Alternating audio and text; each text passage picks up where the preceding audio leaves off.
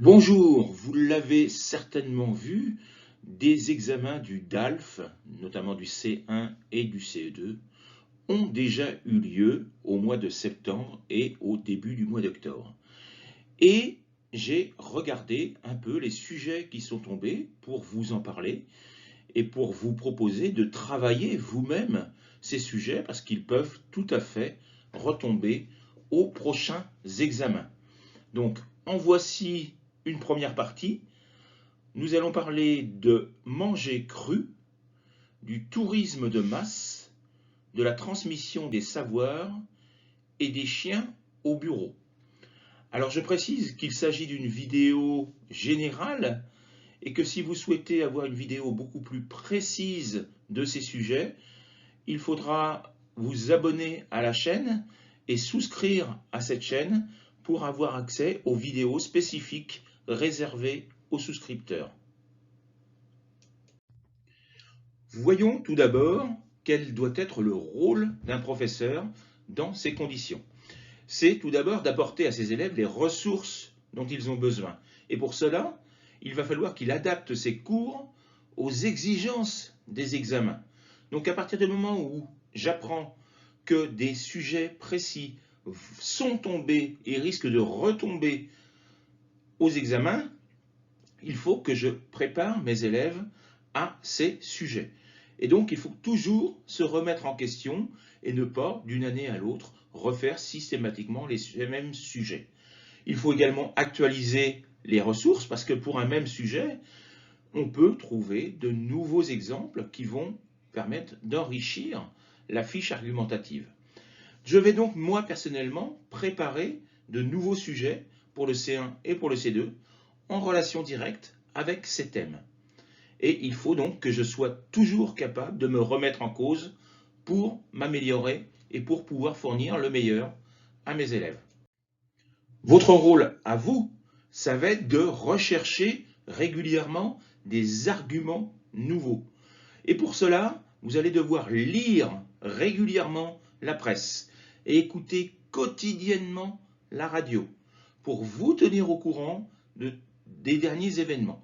Par exemple, nous avons appris hier la mort d'une personnalité très très connue en France. Il s'agit de Bernard Tapie et vous devez être capable de vous faire une fiche sur Bernard Tapie parce que c'est un homme qui a été ministre de la ville, donc vous pouvez parler des problèmes de la ville en faisant référence à lui. Il a été président d'Adidas et président du club de foot de l'Olympique de Marseille, donc vous pouvez mettre en relation le sport et éventuellement même des parties sur le dopage ou sur l'argent dans le sport grâce à ce personnage.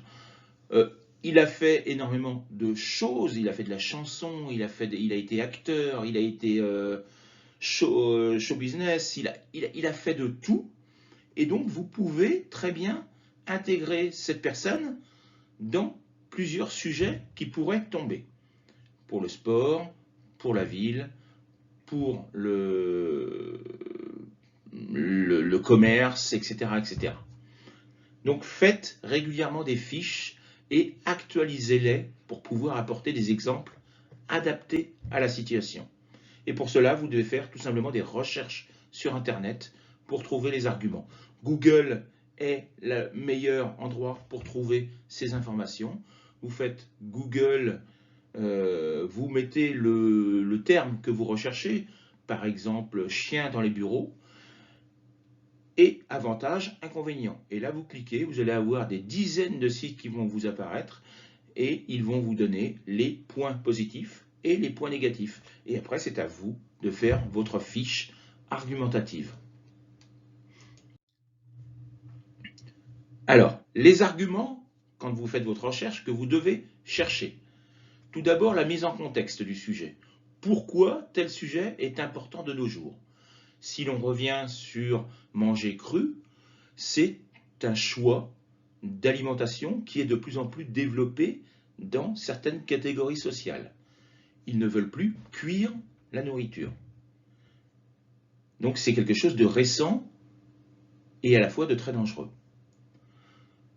Si on vous parle des chiens au bureau, c'est quelque chose qui est à mettre dans quelque chose de plus large, qui est le bonheur au travail. Les entreprises de nos jours cherchent absolument à rendre leurs employés heureux.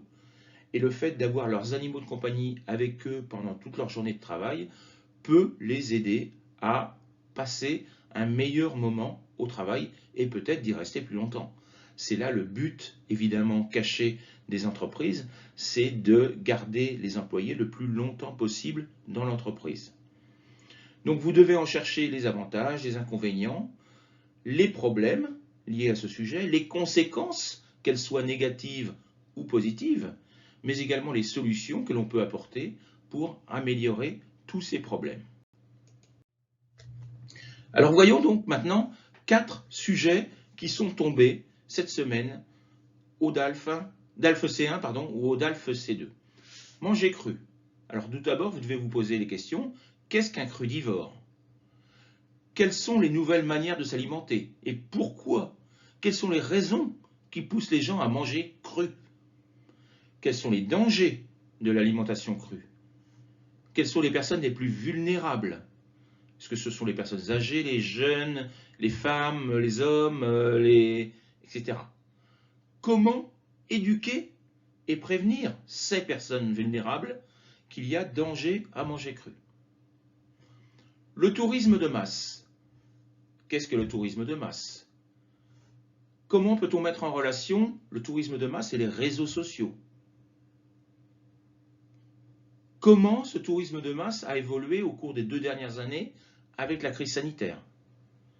Quels sont les dangers du tourisme de masse et les conséquences, qu'elles soient environnementales, sociales, économiques, etc. Quelles solutions pouvons-nous apporter contre ce tourisme de masse? La transmission des savoirs. Ça pose la question, évidemment, du rôle de l'école et de celui des parents. L'école doit-elle entrer dans les maisons et les parents doivent-ils entrer à l'école? C'est également la transmission des savoirs, c'est également les relations intergénérationnelles. Grands-parents, parents, enfants. Comment peuvent-ils apprendre les uns des autres? C'est également les nouvelles technologies et les relations sociales. Le savoir, il s'acquiert maintenant d'une manière totalement différente d'il y a 20 ou 30 ans, quand Internet n'existait pas. L'image exemplaire des parents. Les parents peuvent-ils transmettre quelque chose qu'ils ne connaissent pas? C'est difficile. Donc, peut-on laisser l'éducation aux seuls parents? Et peut-on, comme certains parents le font, ne pas scolariser les enfants? Donc, vous voyez, plein de sujets connexes sur la transmission des savoirs. Les chiens au bureau. Un problème qui se pose, c'est de plus en plus de gens préfèrent avoir un chien qu'avoir des enfants. Parce qu'ils ont peur de l'avenir, parce que ça pose moins de problèmes économiques, etc. Moins de stress. Et donc, il y a de moins en moins d'enfants en France. Pourquoi amener des chiens au bureau? Est-ce que les relations vont être améliorées? Est-ce que l'ambiance va être améliorée? C'est également une nouvelle forme de travail, puisque beaucoup d'entreprises acceptent, voire même des enfants, parce qu'ils créent des crèches ou des animaux, tout simplement parce que ça va permettre à leurs employés de rester plus longtemps dans l'entreprise, et donc de travailler plus. Donc on peut se poser la question, qu'est-ce que le bonheur? Est-ce que c'est le bonheur de l'employé ou est-ce que c'est le bonheur de l'entreprise? Donc quelle est réellement la volonté des entreprises derrière tous ces avantages qu'elle offre à ses employés? D'accord? Donc voilà quelles sont les questions que vous pouvez vous poser par rapport aux sujets qui sont tombés. Alors évidemment, je ne les développe pas totalement ici, mais comme je vous l'ai dit, ce sera développé dans d'autres vidéos, mais qui seront celles-ci uniquement réservées aux souscripteurs. Alors si vous souhaitez accéder à ces fiches argumentatives complètes, il faudra rejoindre ma chaîne et vous pourrez ainsi accéder à de nombreuses vidéos exclusives, ainsi qu'à 16 heures de cours de français par mois, le mardi et le vendredi de 17h à 19h, je fournis sur YouTube en direct 4 heures de cours toutes les semaines en grammaire, conjugaison, syntaxe, orthographe, etc., etc. Donc, vous avez le lien pour souscrire sous la vidéo. Si, au contraire, vous souhaitez participer à une des formations que j'organise, voici les dates et voici les heures. DELF B2 du 8 novembre, les dates sont les mêmes, du 8 novembre au 21 janvier. Le DELF B2, ce sera le mardi et le vendredi de 20h à 21h30. Le C1, le lundi et le jeudi de 18h à 19h30. Et le C2, le mardi et le vendredi de 18h à 19h30. Donc voilà les horaires, voilà les jours. Si vous êtes intéressé, vous pouvez me contacter à l'adresse mail qui est juste sous la vidéo ici. Je vous souhaite une bonne journée. À bientôt. Je vous proposerai un deuxième sujet de ce type avec 4 autres types d'examens qui sont tombés cette semaine pour le DALF C1 ou pour le DALF C2. Au revoir.